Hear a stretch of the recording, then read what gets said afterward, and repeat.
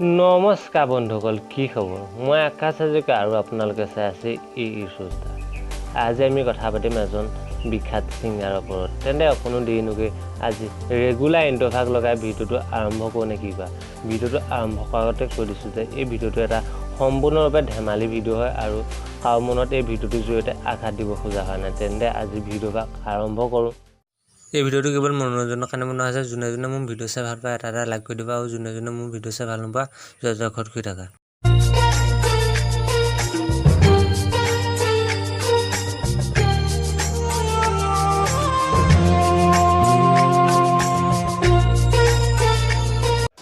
বিখ্যাত ৰোষ্টাৰ অসমৰ টেকাকটো সকলোৱে চিনি পায়। তেওঁক এজন ছিংগাৰে ফোন কৰি দম দিছে যে তেওঁ ভিডিঅ'টো ৰোষ্ট কৰাৰ কাৰণে তেওঁক বোলে য'তেই পায় ত'তেই পিটিব। চ' আজি ভিডিঅ'টো বনাবলগীয়া হ'ল। মোৰ মতে অসমৰ টেকাই একো ভুল কাম কৰা নাই। তেওঁ ৰোষ্টৰ জৰিয়তে মানুহক অলপ আনন্দ দিব খোজে আৰু তাতে যোনবিলাক মানে ইয়াত অশ্লীল বহুতো কিবাকিবি চলি আছে ন, এতিয়া ছ'চিয়েল মিডিয়াখনতো বহুতো কিবাকিবি চলি আছে, সেইবিলাক ৰোষ্টৰ জৰিয়তে অলপ কমাব চেষ্টা কৰে। তাত যদি কোনোবাই কিবা কয় কোনে সহ্য কৰিব পাৰে? মইতো এনেকৈ কৈ থাকিলে আপোনালোকে বিশ্বাস নকৰিব। সেইকাৰণে অসমৰ টেকা মুখৰ পৰা নিজেই শুনি লওক। তেওঁক মানে ছিংগাৰজনে কি কৈছে নিজে শুনি লওক অসমৰ টেকা মুখৰ পৰা। নমস্কাৰ বন্ধুসকল, কি খবৰ? আজি মোলৈ এজন ডাঙৰ ছিংগাৰে ফোন কৰিছিলে, এজন জনপ্ৰিয় ছিংগাৰে, মানে নিজে কৈ দিছে জনপ্ৰিয় বুলি আৰু। কিন্তু কোনে কৰিছিলে আমি কথা পাতিম বাৰু ইয়াৰ পিছত, যে তুমি মোৰ ভিডিঅ'টো কিয় ৰোষ্ট কৰিলা, আৰু মই তাৰ বিষয়ে আজি ক'ম। মোৰ ফোনত কি কথা পতা হ'ল কি নহ'ল চব জনাম তোমালোকক, আৰু মানে কি কৈছিলে জনপ্ৰিয় ছিংগাৰজনে সেইটোৰ ওপৰত তোমালোকক ক'ম, শুনিবা। ছিংগাৰজনে কৈছে যে মানে তুমি সাহস ক'ত পালা মোৰ গান ৰোষ্ট কৰিবলৈ? আৰে য'তে লগ পাম ন তাতেই মাৰিম। আচলতে তুমি বুলি কোৱা নাছিলে, তোক বুলি কৈছিলে। তোক য'তে লগ পাম ন তাতেই মাৰিম। তই নিজকে ভাব কিহে? আমি গান বনাইছোঁ, আমাৰ কথাটোৰ কি দৰকাৰ? তই কোন হয়?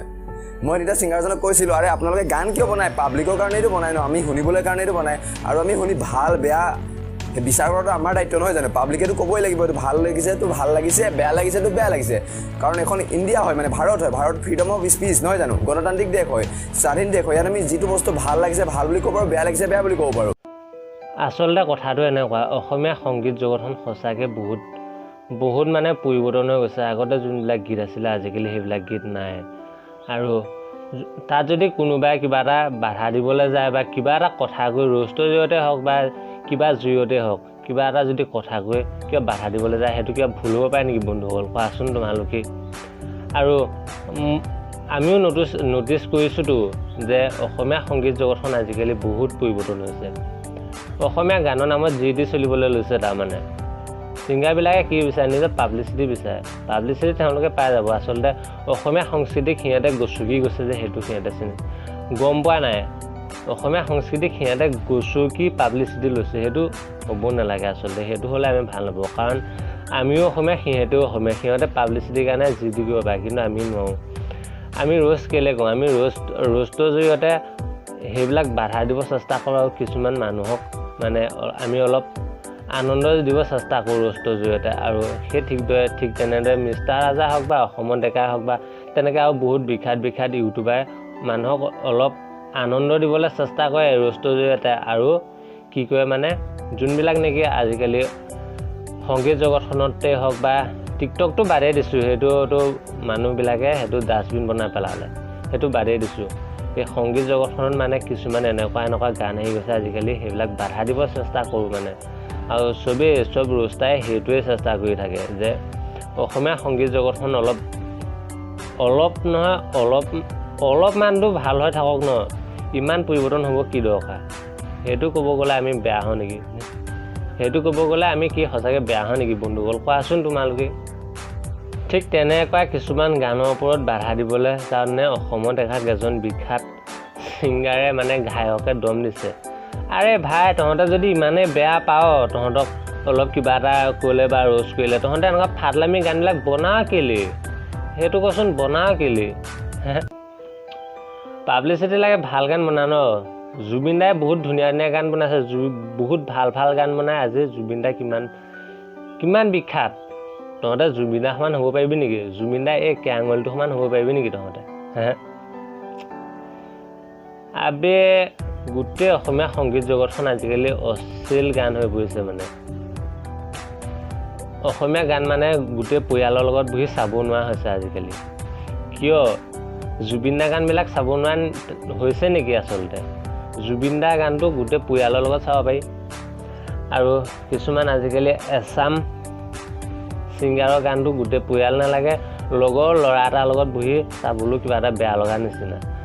লগৰ মা দেউতাহঁতৰ কথাটো বাদ দিছোঁ, লগৰ ল'ৰা এটা হওক বা ছোৱালী এজনী হওক লগত বহি চাবলৈ কিবা এটা নিজৰে লাজ লগা নিচিনা। আজিকালি যোনবিলাক অসমীয়া গান ওলাইছে, চব নহয়, কিছুমান এছাম পাব্লিচিটি বিচৰা ছিংগাৰৰ কথা কৈছোঁ।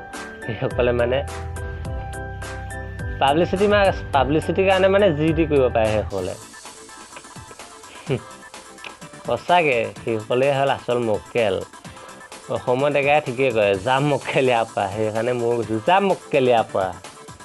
আচলতে বন্ধুসকল, এই ভিডিঅ'টো বনোৱা মোৰ কোনো চখ নাছিলে। কেলৈ বনালোঁ মানে, এইখন অসম হয়, মহাত্মা গান্ধীয়ে স্বাধীন কৰি যোৱা অসম হয়, বীৰ চিলাৰায়ে যুঁজ দিয়া অসম হয়, কনকলতা শ্বহীদ হোৱা অসম হয়। এইখন অসমক যদি কোনোবাই বেয়াকৈ কয় বা অসমৰ বিৰুদ্ধে যদি কোনোবাই কিবা কৰিবলৈ যায় বা অসমক কাৰোবাৰ লগত তুলনা কৰিব যায়, আমি সহ্য কৰিব নোৱাৰোঁ, কাৰণ আমি আচল অসমীয়া হয়। আমাৰ বুকুত লাগি যায় কোনোবাই কিবা ক'লে। কি বুজিবি? এছাম ছিংগাৰে কি বুজিব যে এইখন অসমৰ মূল্য কিমান? আৰে অসমত মোৰ দাদাৰ দৰে হয়, তেওঁক যদি কোনোবাই কিবা কয় মই কেনেকৈ সহ্য কৰোঁ? হয় নাই বন্ধুসকল? তোমালোকে যদি ককায়েক বা ভায়েকক কোনোবাই কিবা কয় কেনেকৈ সহ্য কৰিবা? ঠিক তেনেকৈ আমিও নোৱাৰোঁ, কাৰণ মোৰ দাদাৰ দৰে হয় অসমৰ ডেকা। আৰু ইমানতে মই এই ভিডিঅ'টো সামৰিব ওলাইছোঁ।